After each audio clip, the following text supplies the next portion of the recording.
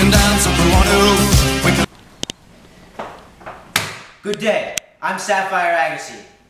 And you know what I'm going to talk to you about today? I was recently at a birthday party, and the birthday cake was horrendous. It was just horrible, it didn't look good. So I'm going to teach you, yes you, my viewers, how to make a multi-tier birthday cake. The first step to making a birthday cake is to have a good batter. I like to use Betty Crocker Super Moist.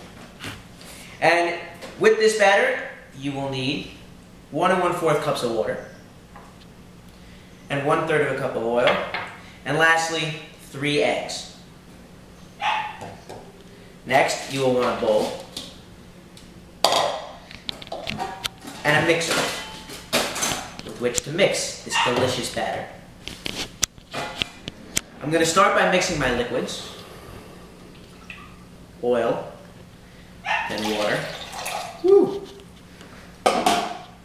Eggs, my favorite part. Oh, shit.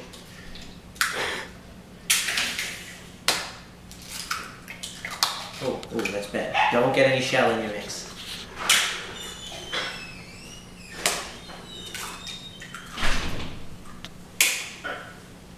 Next, we will add our batter.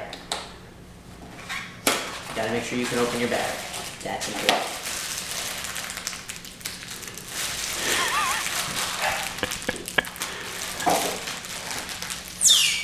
Ooh.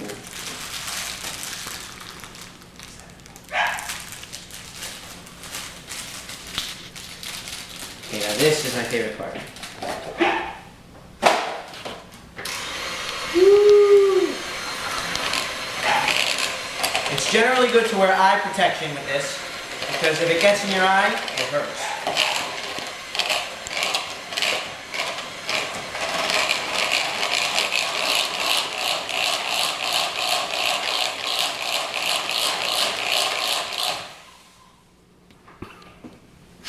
That is good stuff, ladies and gentlemen.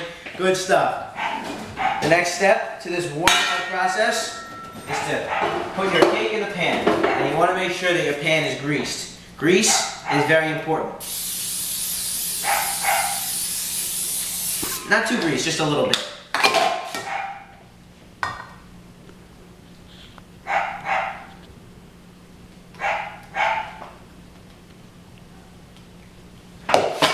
Okay, now I will take my preheated oven, which is set to 325 degrees, and stick this beautiful cake into that oven. Hey! Make sure you don't burn the cake. This beginner mistake can be avoided by setting a timer. Ding! What do you know? The cakes are ready! Yay! Alright, so as you can see here we have several cakes, 6 to be exact. And what I'm going to do for you today is explain not only how to make this type of cake, but also make sure that your cake doesn't collapse. This is when you have to add your wooden dowels. These wooden dowels are very important because they provide an extra support, which you're not always going to get when making this cake unless you do it my way. Okay, so we have one cake. Now, there's 2 ways to do this. You can put frosting in the middle, or no frosting. I actually enjoy putting frosting on because it's so nice and thick and creamy. So we're going to start like that. Woo!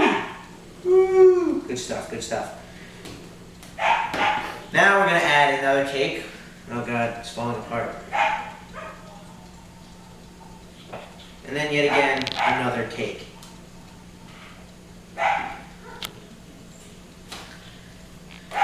Now this layer, this is the middle layer. So it's very important that we start to add our wooden dowels. Like so. And like so. Now, we want to make sure that this cake does not fall apart. So if this cake's about to fall apart, just make sure you get it through both dowels. Perfect, perfect, perfect. Okay. Next, we can add some more frosting. One more cake. Now, I don't expect you all to be able to do this. I mean, I'm just better than you. Uh-oh, this is bad. Take half of this cake off. And lastly, our last layer of cake. Okay, this is good stuff right here, folks. Oh, that's bad. But this won't always happen. Okay. We're getting somewhere, I promise. I don't think this bad boy's gonna hold up.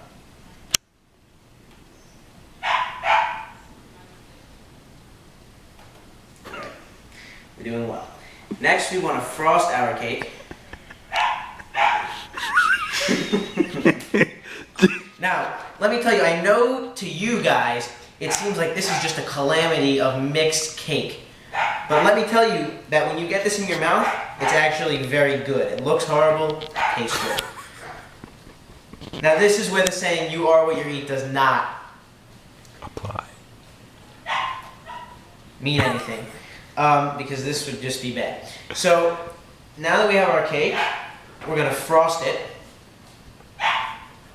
And you want to do a good job on the frosting. Hopefully you can cover up some of the bumps here and there. I mean, just, like you want to smooth it out. That's always good to do.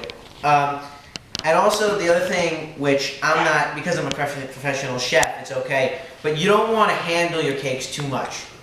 That's really bad. You don't want your guests to feel like they're eating your germs. Next, and it depends on who this cake is for and whose birthday it's going to be.